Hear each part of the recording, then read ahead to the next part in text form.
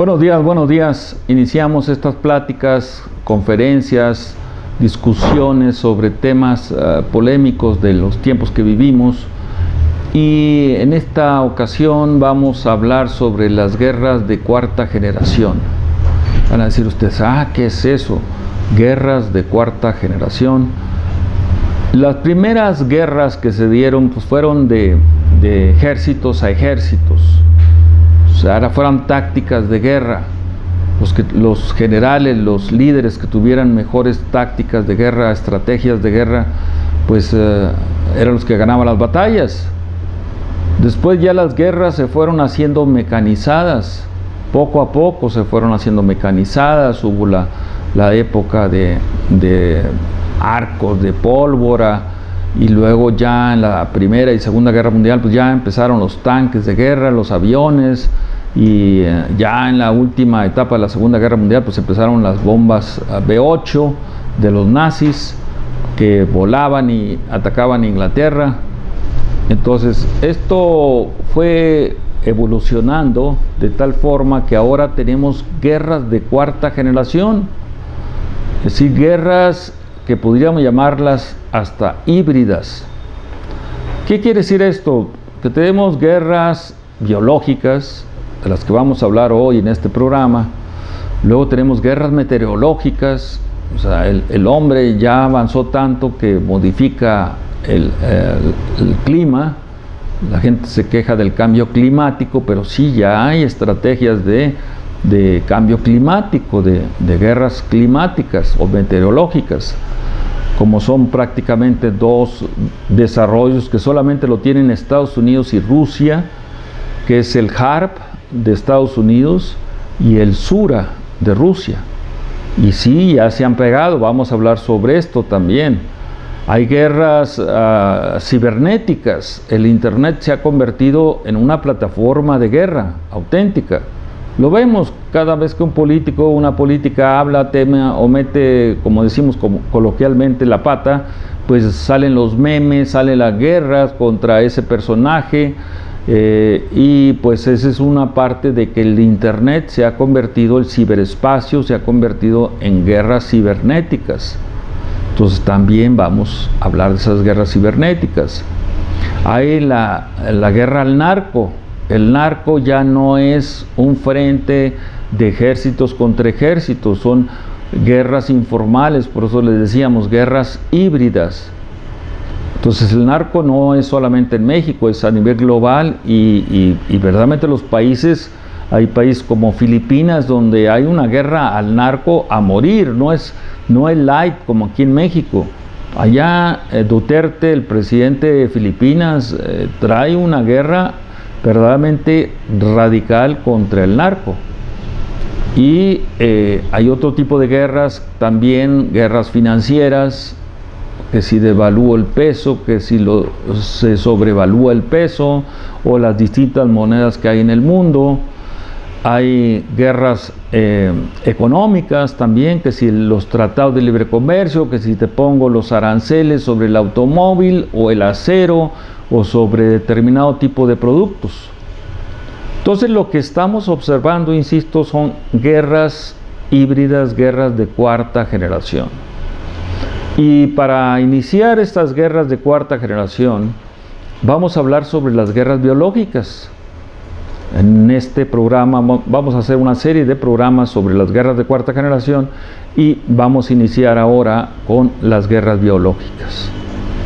Entonces, las guerras desde su origen han tenido también efectos biológicos. De repente pues, hubo guerras en Medio Oriente, en China, etcétera, donde sí se utilizó la parte biológica, pero no se utilizaba técnicamente. Ahora sí es más técnico la cuestión. Pero hagamos un poquito de historia. Hernán Cortés fue el primero que aplicó la guerra biológica en el continente americano. Recuerden ustedes que platicamos que Hernán Cortés, para derrotar a los aztecas, pues les lanzaba cobijas impregnadas de viruela. Y la viruela resultó letal para el gen azteca, para el gen moreno. Entiéndase bien este tema. La viruela que trajeron los españoles, pues prácticamente exterminaron, no fueron tanto las guerras de exterminio contra los aztecas o los mayas, fueron las guerras biológicas de la viruela y sus efectos colaterales, que prácticamente los grandes territorios de la Nueva España, que llegaban hasta Vancouver, hacia el norte, que era un fuerte que tenían los españoles, que le llamaron Nootka. Nootka, ese fuerte todavía existe, está en el área metropolitana de la bella ciudad de Vancouver, Canadá, y hacia el sur llegábamos hacia el Golfo de Darién, es decir, la frontera ahora entre Panamá y Colombia, ya aquel entonces pues solamente la Gran Colombia. Unos dicen que llegábamos hasta lo que es el inicio de Panamá, y otros dicen que sí penetramos hasta lo que pudiéramos llamar ya parte de la Gran Colombia. Lo cierto es que sí hubo, perdón, porque vamos a seguir tomando líquido, porque estamos hablando continuamente, el clima en la Ciudad de México, que es otra de las partes de las guerras modernas, pues está altamente contaminado. Pero, decíamos, la Nueva España, ¿llegó hasta Panamá o llegó hasta el Golfo de Darién, que es la frontera entre Centroamérica y Sudamérica?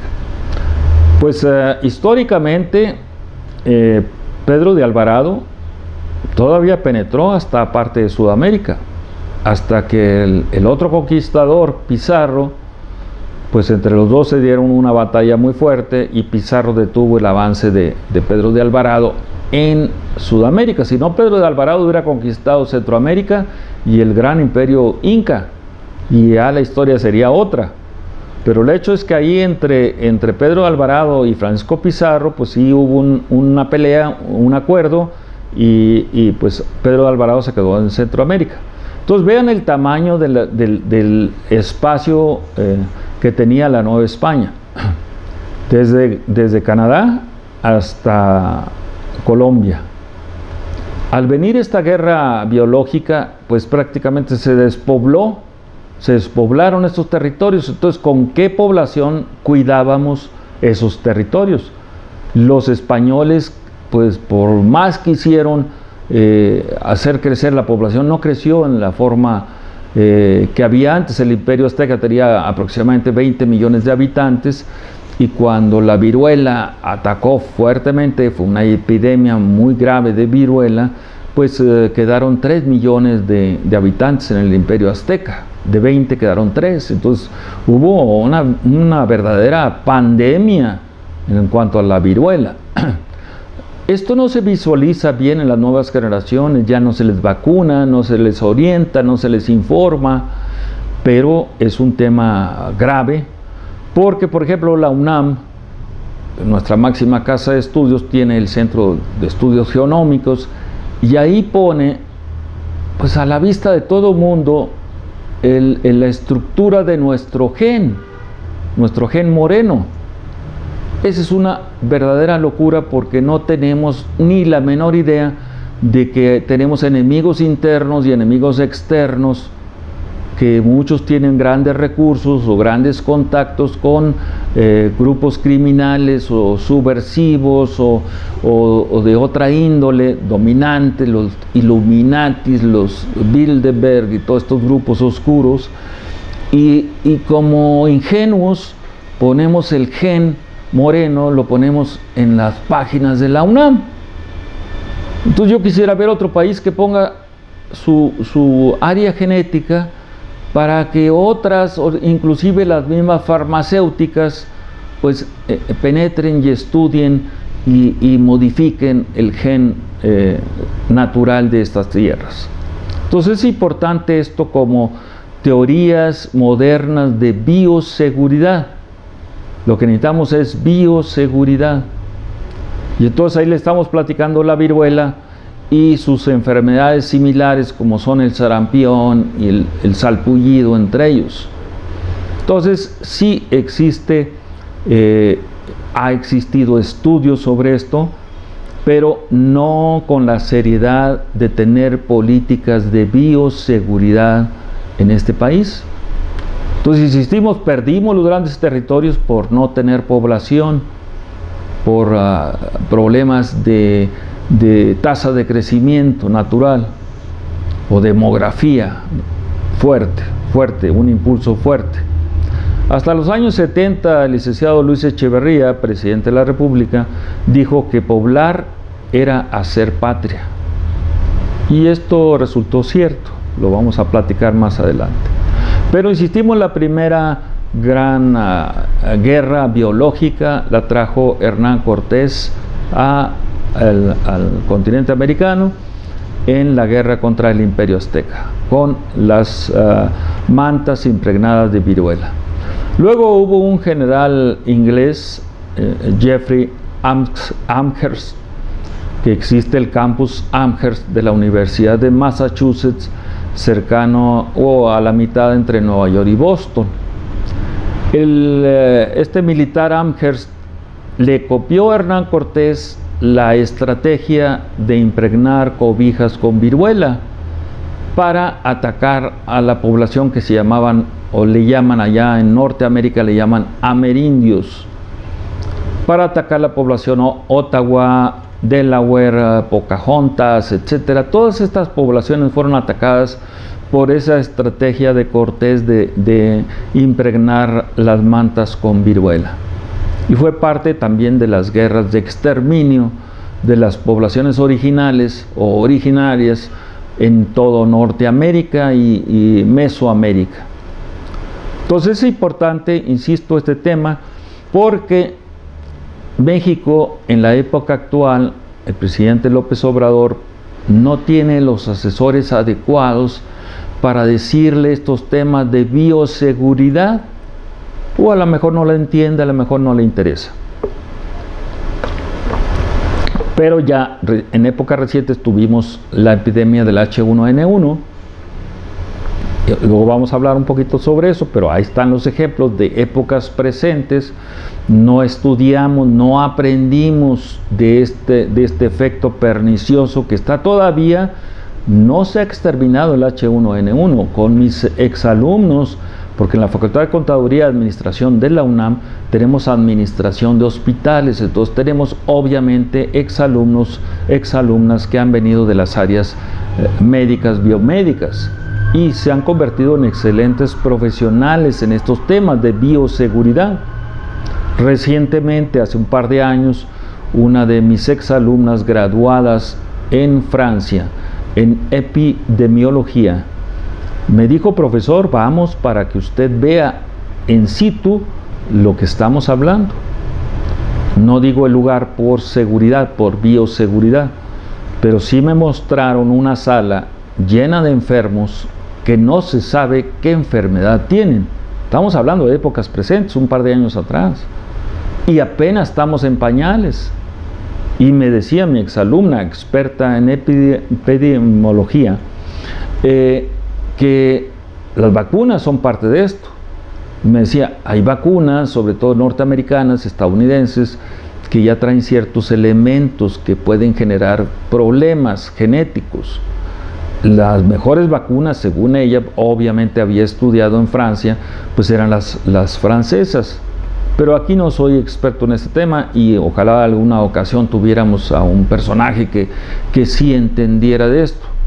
Lo tuvimos, un gran amigo paisano de Piedras Negras, Coahuila, el doctor Manuel Servín.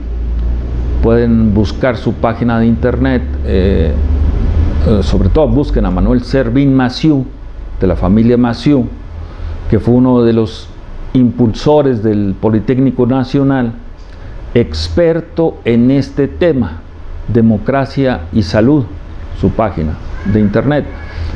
Manuel Servín sacó su doctorado aquí en México, en la UNAM, luego un doctorado en Estados Unidos y luego otro doctorado más en Europa.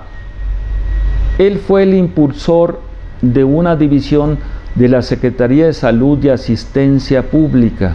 Ahora solamente la Secretaría de Salud, pero antes era Asistencia Pública. Le quitaron al gobierno de México, al Estado mexicano, la cuestión de salud pública. Y el departamento que creó Manuel Servín Massieu, pues estaba considerado ya el tercero en importancia nacional. Estamos hablando del sexenio de Luis Echeverría. O sea, México era la tercera potencia en la producción de vacunas. La primera era Estados Unidos, la segunda era Rusia y la tercera era México. Estábamos en las grandes ligas en bioseguridad y estamos ahorita en las peores ligas, en el cuarto mundo, en el inframundo prácticamente, en estos temas. Y soy economista, pero siempre con economía política, y la economía política moderna pues nos da amplios horizontes para hablar de estos temas. Entonces, desmantelamos toda el área de bioseguridad que montó el doctor Manuel Servín Massieu. No sabemos si vive o no vive, pero las últimas veces pues ya era una persona de edad muy avanzada, pero muy dinámico, políticamente muy avanzado, es lo que trae la economía política. Entonces él analizó, estudió que estábamos sujetos desde los años 50 a un ataque continuo por parte de Estados Unidos para detener primero el crecimiento poblacional, después para detener el crecimiento económico, agrícola, de todo tipo, y de todo tipo de epidemias y pandemias que nos lanzaron en México. Y está bien documentado su página de internet, Manuel Servín Massieu. Puede que me equivoque en el nombre de su página, pero ustedes lo pueden buscar por su nombre completo, el doctor Manuel Servín Massieu. Entonces, ahí es donde México hemos perdido esto. Y decía del presidente López Obrador que no entiende estos temas, no tiene la gente adecuada, o algo hay en este sexenio que me preocupa mucho.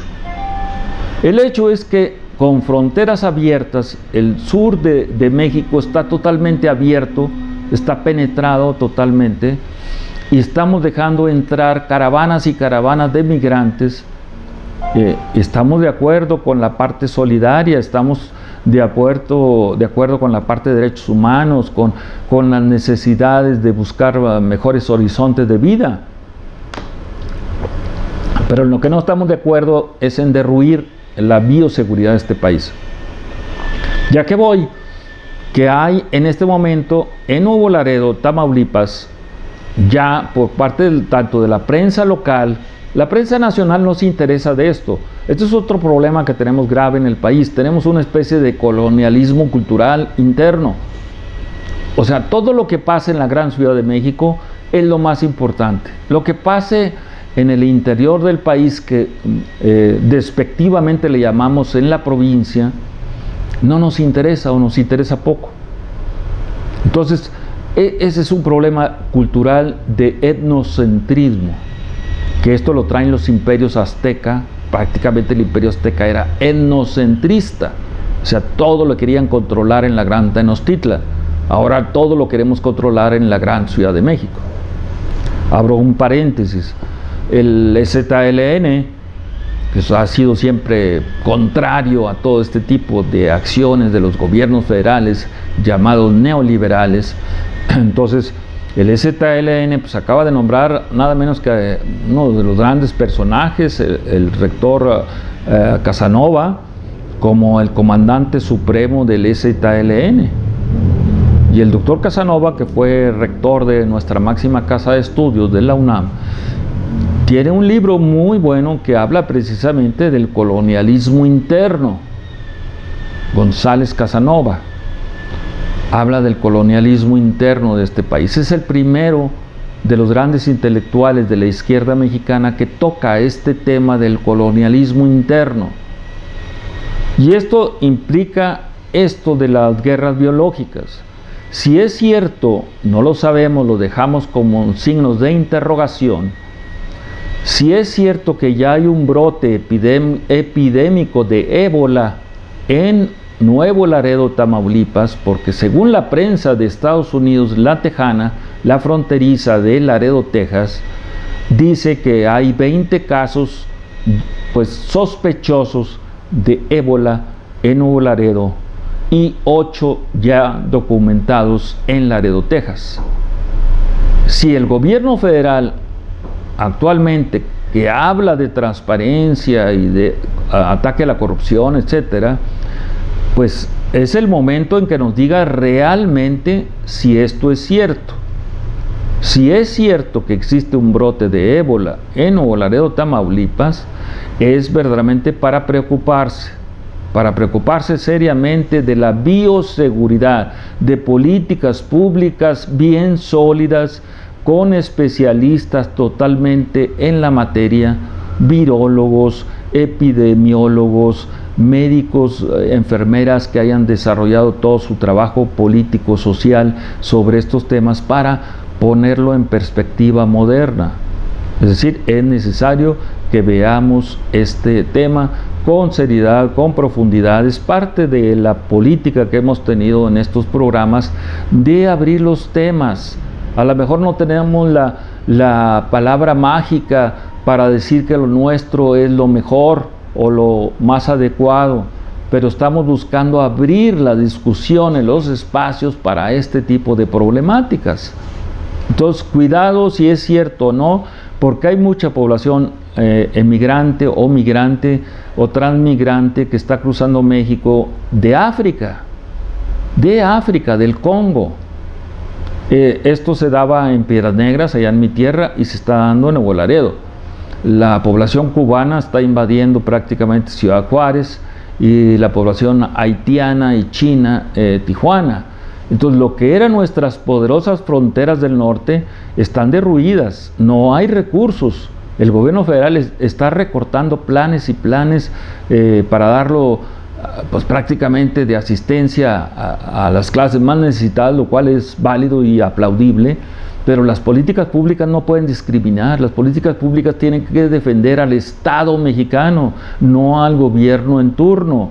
Y el Estado mexicano no puede, históricamente ya les hemos dicho, la viruela ha sido la enfermedad que ha devastado demográficamente este país. Entonces, ¿o qué queremos realmente? Que vuelvan ese tipo de epidemias o pandemias a nuestro pueblo, tan sufrido nuestro pueblo. Pues no lo deseamos, por eso abrimos y lo dejamos como signo de interrogación. ¿De verdad existe un brote de ébola en Nuevo Laredo, Tamaulipas y en Laredo, Texas? A la gente que nos ve en el internet, investiguen por favor, pero con seriedad, no con adjetivos, porque decía uno de los grandes pensadores del mundo, cuando se acaban las ideas, empiezan los adjetivos, y cuando se acaban los adjetivos, empiezan las malas palabras. Entonces no queremos ni malas palabras ni adjetivos, queremos ideas. Por eso buscamos ideas. Entonces ahí está planteada la cuestión del ébola. En Estados Unidos se está desarrollando otra nueva epidemia, Candida auris se llama, Candida auris. Se quiere ocultar, pero igual que acá los gobiernos mienten. No tenemos un sistema neoliberal, o sea, hay que aprender también bien las palabras, las ideas. Tenemos un modelo que se le llamó Straussismo, con doble S, Strauss, del profesor Leo Strauss. Fue profesor en la Universidad de Nueva York y luego profesor mucho tiempo en la Universidad de Chicago. Leo Strauss era el preferido del abogado de Hitler, entonces él viene con ideas Hitler, ya murió el profesor Leo Strauss en la Universidad de Chicago. El abogado de Hitler, Carl Schmitt, con doble T, Schmitt. Carl Schmitt fue el de la arquitectura jurídica del nazismo. Y a pesar de que el nazismo fue derrotado militarmente, ideológicamente no ha sido derrotado. Ha sido apagado, sí, pero están cada rato brotando ideas neonazis. Y el straussismo es una idea neonazis. Pero el straussismo de Leo Strauss, insisto, el straussismo habla de crear un Estado malefactor, un Estado malévolo, un Estado depredador, un Estado mentiroso. Y eso es lo que está planteándose desde hace buen rato, lo hemos estado planteando en el Club de Periodistas, en la radio, en la televisión, en la academia, que necesitamos discutir estos temas necesitamos discutirlos totalmente. El Estado que teníamos, el Estado de los años 30, 40, 50 y hasta los años 70, 80, con errores, matanzas y todo lo demás, era un Estado benefactor, porque buscaba la beneficencia de México. En los años 70, pues se crearon grandes universidades, la UAM que está ahorita en huelga, el CONACYT que no tiene fondos, que se lo están quitando, el Infonavit, en fin, se crearon grandes instituciones en esas épocas, 70, 80, y parece que ahora lo que quieren es destruir todo lo que se construyó, todo de ese Estado benefactor, para convertirlo en la peor caricatura que es ahora el Estado malefactor, un Estado malvado, destructor, depredador, mentiroso, etc. El Estado es algo que no tiene color ni sabor, pero los hombres, los gobiernos que están en la parte estatal no defienden las instituciones del Estado, sino más bien las desprecian. Al diablo con las instituciones, me acuerdo de esa frase. No, hay que reconsolidar, remodernizar, actualizar el Estado mexicano con estas teorías de seguridad biológica o bioseguridad. Entonces, en Estados Unidos, Cándida Auris estalló, imagínense nada más, que viví y estudié en Nueva York, en la gran ciudad. El hospital Monte Sinaí está considerado como lo máximo de los hospitales de la ciudad de Nueva York. Pues ahí estalló el brote de Cándida Auris. Es un hongo raro y no hay cura para esto. Hasta este momento no hay cura. Y ya se extendió a la ciudad de Chicago. O sea, me encanta Chicago. Vean ustedes, aquí estamos con Chicago. A la ciudad de Chicago. Ya también está en Chicago Cándida Auris. Entonces, este movimiento enorme de tráfico de personas, de viajeros entre México, Nueva York y Chicago es grande. Entonces ya tenemos que tener este tema de bioseguridad en los aeropuertos de México. No ser tan abiertos, no ser tan ingenuos. Entonces, la ingenuidad mata a los países, mata las ideas, mata a los personajes. Tenemos que ser verdaderamente oscuros en ese sentido, porque es la defensa del Estado mexicano.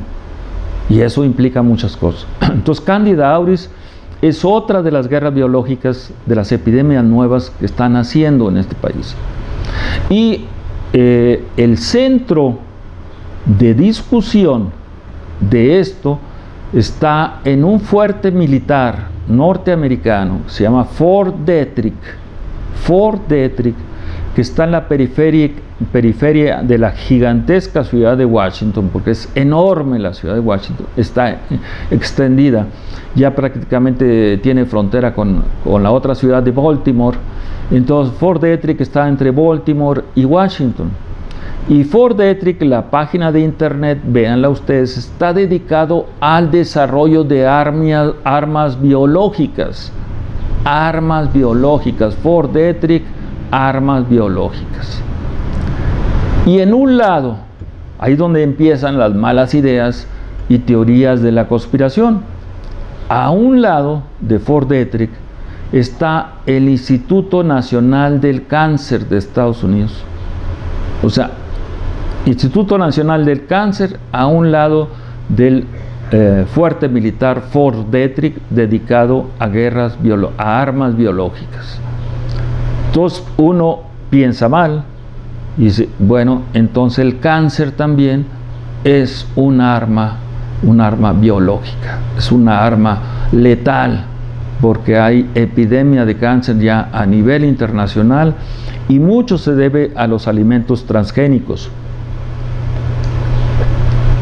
Hace tiempo uno de mis alumnos, especializado en Europa, doctorado en Europa, nos hablaba de la nanotecnología, cómo la nanotecnología, cuando ustedes se toman un jugo y este jugo viene de kiwi, viene mezclado con naranja, viene mezclado con cítricos, yo no sé qué, con tantas cosas que consumimos en esta sociedad moderna de consumo, el cuerpo no está adecuado a los grandes desarrollos mercadológicos de tecnología de alimento. El cuerpo no reacciona rápidamente a esto. Entonces hay una nanotecnología que está afectando al cuerpo humano, decía mi exalumno, lo cual es cierto. O sea, sacan un nuevo producto, nos lo tomamos, nos lo comemos y no sabemos el efecto que tiene nuestro cuerpo, porque no conocemos ni siquiera nuestro cuerpo. Entonces estamos sujetos a una guerra mercadológica aquí, de marcas prácticamente. Me recuerdo ahorita un gran libro que se lo recomiendo, de esta ideóloga, verdaderamente es una de las líderes de los movimientos anti-establishment, que es Naomi Klein, una economista canadiense que ha sido perseguida por toda la problemática que ella trae. Últimamente su libro fue hasta prácticamente palomeado por el Papa Francisco, donde habla del cambio climático, que el cambio climático es parte del capitalismo voraz que tenemos aquí. Entonces no es un capitalismo neoliberal como lo planteó en la época el STLN en 1994, ya este es un capitalismo que decimos straussiano, peligroso, neonazi, es un capitalismo straussiano. Entonces Naomi Klein plantea el cambio climático como una guerra, verdaderamente, como una guerra de exterminio contra la población humana. Y Daniel Stulin, el ruso, que estuvo con nosotros recientemente en el Club de Periodistas y se hizo gran amigo nuestro, Stulin tiene un libro muy interesante, Los Inmortales, se lo recomendamos, Los Inmortales de Daniel Stulin. Stulin, uno de los grandes agentes de la FSB rusa, que ahora está mutando a otro grupo de élite que es el GRU. Entonces ese grupo de élite de Putin, y vean ustedes lo que es este país cuando la gente se acerca a uno y platicamos. El día de ayer un amigo me decía, pues yo tengo fotos aquí de Vladimir Putin cuando estuvo asignado por parte de la KGB en México. ¿Cómo? Le digo, sí, tengo fotografías. Quedó de pasármelas, cuando las tenga las vamos a pasar aquí con ustedes para que vean que Vladimir Putin estuvo aquí en México asignado a la KGB. Después diremos a qué asunto. Esto lo dejamos así como para que estén ustedes al pendiente de lo que estamos platicando, porque no me quiero desviar del tema. Cándida auris se ha convertido en una nueva epidemia. El cáncer, yo tengo mi página de internet llamado cancermx.blogspot.com, cancermx, que lo pueden buscar como Intellisis con doble L, Intellisis del cáncer. Ahí me he dedicado mucho a esto como una parte pues muy delicada de este tema del cáncer, y tuve la fortuna de hablar con uno de los médicos ya jubilado, viviendo en Arizona, ya jubilado, de los médicos más conocedores del tema del cáncer. Y me dijo el médico, ahí está en mi página de internet, me dijo el médico, esto es una guerra biológica, el cáncer es un arma biológica desarrollada por Fort Detrick. Por eso, dijo el médico, me han perseguido en todo Estados Unidos, me han quitado recursos, me han dejado totalmente abandonado, porque este es un tema tabú. El cáncer es un arma biológica. Lo menciona el doctor, ahí lo tengo en mi página de internet, están la cantidad de libros y artículos publicados en revistas de prestigio médico en los Estados Unidos, así que no les echamos mentira. Esto parece ser un arma biológica, letal, el cáncer. Y el SIDA también, mencionaba el doctor, el SIDA también es un arma letal creada precisamente para controlar la población de color negro en los Estados Unidos. El SIDA, el cáncer, Fort Detrick, armas biológicas. Nos quedan muchas preguntas sobre esto, muchas, demasiadas preguntas. Hay un grupo, para que vean que los universitarios en Estados Unidos, a diferencia de los nuestros, y no los quiero poner mucho menos, hay gente muy brillante con nosotros, pero en Estados Unidos el estudiantado abrió una plataforma que se llama Sunshine, o Brillo de Sol, Sunshine, que se ha dedicado a denunciar las armas biológicas, los sitios de desarrollo de armas biológicas en Estados Unidos y fuera de Estados Unidos. Esa es una unión entre estudiantes universitarios de Estados Unidos y alemanes. Entonces, entre ellos han hecho unas investigaciones brutales sobre el desarrollo de armas biológicas. Armas biológicas. ¿Sí? Entonces creo que vale la pena, pongo un paréntesis de nuevo. Mencionaba Sunshine, la Universidad Estatal Pública de Texas, la Texas A&M, o TAMU, que se le conoce TAMU, Texas A&M, Universidad de Texas dedicada a la agricultura, ¿sí? En donde ellos dicen que están practicando en San Antonio, Texas, sin que lo sepa la población mexicana, en una base, no doy el nombre porque luego se nos acusa de muchas cosas, en una de las tantas bases. San Antonio tiene 5 bases militares. Pues no, son 5, ustedes pueden buscar rápidamente, la gente que nos escucha en otros lados, en San Antonio, Texas. Laboratorios Armstrong, en San Antonio, Texas. Laboratorios Armstrong, de dueño de Ann Armstrong. Ya murió la señora Ann Armstrong. Ann Armstrong era parte del grupo muy peligroso que se formó en los años 70 para combatir el nacionalismo y el izquierdismo de los gobiernos de América Latina por parte de Richard Nixon. Richard Nixon tenía su alter ego, que todavía vive, Henry Kissinger. Y para que vean, Henry Kissinger tiene su oficina alterna en México. ¿En dónde? Donde les he estado diciendo, Torre Omega, Campos Elíseos 345 en la Polanco.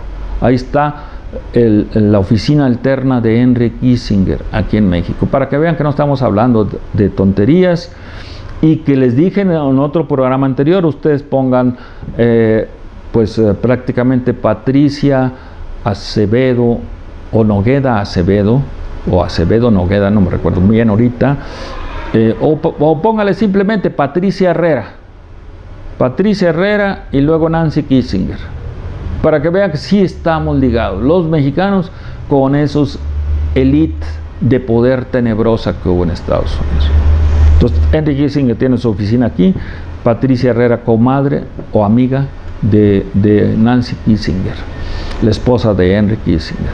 Entonces, el hecho es que Henry Kissinger y Richard Nixon tuvieron o crearon un equipo muy bien malévolo, así lo dicen los propios norteamericanos en sus estudios, muy malévolo, que estaba integrado por George Bush padre, que luego fue vicepresidente, fue director de la CIA más que todo, luego vicepresidente de Estados Unidos y presidente de los Estados Unidos, Richard Cheney o Dick Cheney, vicepresidente de los Estados Unidos con George Bush Jr., Ann Armstrong, la única mujer que estaba ahí en este grupo, Ann Armstrong, y este otro doctor en economía, Schultz, el doctor Schultz, alemán. El doctor Schultz es el creador del gran robo del oro del mundo en estas guerras monetaristas de las que vamos a hablar posteriormente. Pero ese grupo compacto, peligroso, insisto, manejado por Henry Kissinger, George Bush padre, Dick Cheney, Ann Armstrong y George Schultz, verdaderamente es un grupo que ha trascendido en los Estados Unidos, hasta la llegada de Donald Trump. Ahí es un parteaguas la llegada de Donald Trump, ya platicaremos de eso. Pero ese grupo nefasto, peligroso, oscuro, ligado con lo más oscuro del Estado profundo norteamericano, pues prácticamente se abocó a acabar a México por guerras biológicas. A México le lanzaron todas las guerras biológicas, económicas, financieras, monetaristas, etcétera. No ha habido un pueblo más atacado que ha sido el nuestro. No tenemos la información porque la academia le da miedo tocar estos temas, es tabú. Cualquier academia de economía, ciencias políticas, filosofía y letras andan metidos en otros temas, pero no en lo medular. O sea, ellos han querido detener el gen moreno, o sea, el avance demográfico moreno en los Estados Unidos.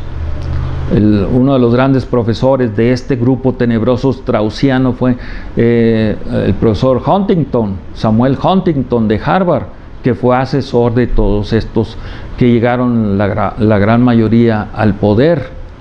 El profesor Huntington, en su último libro que se llama ¿Quiénes somos?, Who We Are, en inglés, habla que el enemigo interno que tiene Estados Unidos es México. Entonces hay que detener la población mexicana a como dé lugar. Y Donald Trump es seguidor del profesor Huntington, totalmente seguidor. Entonces no estamos hablando de cosas antiguas, estamos hablando de cosas modernas, muy serias, muy profundas. Este grupo, insistimos, mutó o se mejoró con Donald Trump, ya lo platicaremos. Pero Ann Armstrong, los laboratorios Armstrong, en una de las bases militares de San Antonio, Texas, está desarrollando, según el grupo Sunshine, porque nosotros no tenemos esta información, nuestras comunidades mexicanas son verdaderamente nobles, trabajadoras, y no visualizan estos temas. Sunshine dice que se está desarrollando en San Antonio, Texas, una combinación entre la viruela y la mamba negra. Si lo más letal que se pueda uno pensar. Viruela mezclada con mamba. Esta víbora tan peligrosa que es la mamba africana. Y que dice Sunshine, y lo empezaron a practicar, a hacer experimentos ahí en el Southwest Center, que está en San Antonio, Texas, enfrente, imagínense ustedes, enfrente del Ingram Mall. El Ingram Mall es lo más moderno de los centros comerciales avanzados. Hagan de cuenta un Perisur gigantesco a la tejana. El Ingram Mall es donde va la comunidad fronteriza mexicana a hacer su shopping, a San Antonio, Texas. Y ahí se ha empezado a experimentar con este virus, mezcla de viruela y de mamba. Y lo menciona Sunshine, insisto, el proyecto Sunshine, de muchachos universitarios, muchachos y muchachas universitarios norteamericanos, estadounidenses y alemanes. Entonces, para que nosotros tengamos una bioseguridad de lo más avanzado que necesitamos en este país. Nosotros no somos una isla. No es que querramos pelear con Donald Trump y no es que querramos pelear con Estados Unidos, jamás. Somos vecinos y nadie va a quitar esa vecindad. Pero debemos de cuidarnos siempre, debemos de cuidarnos porque hay grupos tenebrosos en Estados Unidos, los hay en México también, que no importa lo que quieran hacer también con tal de llegar al poder. Entonces el hecho es que son políticas de bioseguridad, políticas públicas que deben estar sólidas, solidificadas, muy fuertes, para proteger a la población, precisamente de todas estas enfermedades virológicas, biológicas, etc. Insistimos, no son teorías de la conspiración, ahí están, le estamos dando las páginas para que ustedes los investiguen. No son teorías de la conspiración. El H1N1, que recientemente lo tuvimos en la gran capital, que no se ha erradicado, que está mutando prácticamente. No la entendemos, creemos que ya pasó, que fue una cosa de la historia, que fue algo de Felipe Calderón. No, fue una realidad. La revista musical que le gusta mucho a la gente joven, Rolling Stone, pero la Rolling Stone sacó uno de los mejores trabajos de investigación sobre el H1N1, demostrando que la gripe porcina, que es el H1N1, nace precisamente en Veracruz, ahí en una planta de un grupo muy tenebroso en Estados Unidos que se llama Smithsonian Corporation. Entonces esta se dedica prácticamente a experimentar la mutación de genes, sobre todo en la ganadería porcina. Y nosotros hemos olvidado eso que nos pasó. Ahí está bien documentado con gráficas, estudios, datos, etcétera, esta revista dedicada a música que se llama Rolling Stone. Entonces búsquenla y vean lo que nos pasó por tener una inconsistencia en ¡ay, se va! Llegan nuevas gentes al gobierno, llegó Andrés Manuel y todo es un cambio, todo es una profundidad, etcétera, etcétera. Estamos felices, ya nos quitamos a los malosos del PRI, del PAN, del PRD, del Verde encima, etcétera. No nos los hemos quitado, es una mafia partidocrática realmente que está encima de nosotros. Pero el punto central es esto: no tenemos políticas de bioseguridad para combatir esto. Felipe Calderón, independientemente de todos sus errores, sus fracasos, sus inclinaciones y todo lo que ustedes le puedan atacar, él creó una unidad muy avanzada, se gastó mucho dinero en crear una unidad muy avanzada para dentro del sector público, de la Secretaría de Salud, para combatir el H1N1. Compró las famosas Tamiflu, que ahora se venden en cualquier farmacia, que son precisamente para la influenza H1N1, y lo desarrolló con laboratorios móviles, con todo. Llegó la gente de Enrique Peña Nieto y devastó esa unidad de bioseguridad de Felipe Calderón. Llega Andrés Manuel y no conoce nada de esto. Es más, pone, y esto sí lo pongo sólidamente, ahí está documentado totalmente, pone como jefe de gabinete Alfonso Romo de Monterrey. Alfonso Romo ha sido socio de Monsanto. Monsanto está considerada a nivel global la empresa más peligrosa del mundo. Monsanto. Y Alfonso Romo es socio, o fue socio, fue socio de Monsanto. Pero el secretario de Agricultura, Víctor Villalobos Arámbula, ¿sí?, él sí trabajó directamente para Monsanto. Entonces tenemos dos personajes en el gabinete de Andrés Manuel con antecedentes sospechosos de estar ligados con este gigantesco grupo corporativo que quiere acabar precisamente con el maíz nada más. Sin maíz no hay país, decía un grupo ONG muy batallador, y ahora está muy callado. Entonces ahí están los temas. Ahora Monsanto se une, fíjense, a nivel internacional, se une con Bayer. Si ustedes se ponen a buscar en el internet y le ponen el gas ciclón con Z, bueno, traducido al español es ciclón, como huracán ciclón, el gas ciclón B.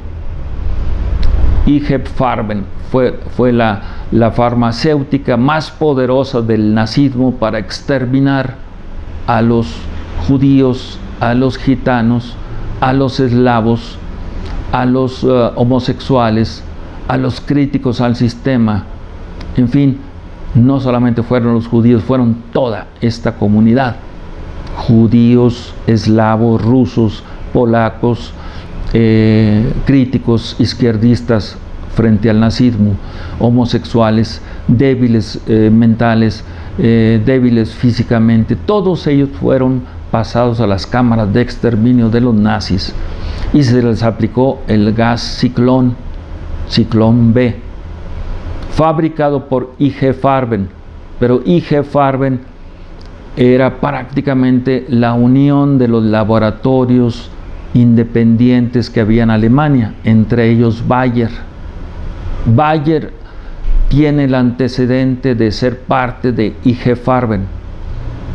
Entonces, métanse esos temas y vean lo peligroso que es denunciar esto.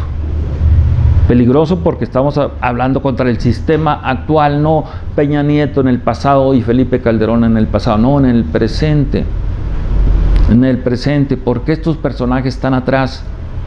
¿Por qué el ZLN se opone al Tren Maya? Pues porque se piensa que Alfonso Romo y sus transgénicos, su empresa Sabia con B chica, todos ellos, Génesis, Seminis, etcétera, se van a dedicar a los alimentos transgénicos. Entonces son parte de las nuevas guerras que tenemos enfrente, las guerras de transgénicos, alimentos producidos por corporativos como estas empresas que generaron el H1N1, Smithson, esta empresa que está otra vez las coincidencias, no hay en estos temas coincidencias, sino las cosas, y me pongo mi gorrita de Chicago para que vean ustedes que luego nos ponemos así medios tenebrosos con ustedes, pero vean ustedes las coincidencias. Esta empresa agrícola, la más grande de Estados Unidos, dedicada a la producción de cerdos, está en un lado de la CIA. Entonces está la CIA y está la producción de alimentos transgénicos, y estas empresas luego vinieron y pusieron en Perote, Veracruz, el gen malévolo del H1N1, y pues ya saben lo que pasó, un peligro total, la ciudad totalmente asustada, el país totalmente asustado, fue una pandemia global, sí fue pandemia global. El hecho es que tuvimos muchos problemas económicos, médicos, de cultura general. No estamos acostumbrados a esto. Estas son guerras nuevas, son guerras biológicas. Tenemos que tener esta temática, entenderla muy bien, practicarla, hacer grupos de discusión en el internet, difundir las ideas, insisto, no adjetivos, no nos llenemos de adjetivos, no nos llenemos de majaderías, por favor. Lo que tenemos que discutir son las ideas, y las políticas públicas son de ideas ya transformadas en una política pública. Lo que tenemos son cuestiones sanitarias. Tenemos el problema de la fiebre y la gripe, la más peligrosa de todos los tiempos, la bubónica. La bubónica. Con esto los voy a ir cerrando el programa, pero la bubónica significó la devastación prácticamente de Europa en la época medieval, porque la iglesia consideraba que los gatos eran malignos, y entonces, así como empezaron a quemar brujas, empezaron a quemar gatos. ¿Y qué pasó? El gato es el que persigue las ratas, y las ratas son las transmisoras de la gripe o de la peste bubónica o la peste negra. Ahí termino con esto para que ustedes lo pongan en perspectiva. Vayan a Coyoacán, al centro de Coyoacán, a la Plaza Centenario, ahí donde está la alcaldía de Coyoacán. Ahí andan las ratas enormes, gigantescas, y los niños y las señoras, ¡ay, qué bonitas!, dándoles de comer a las ratas.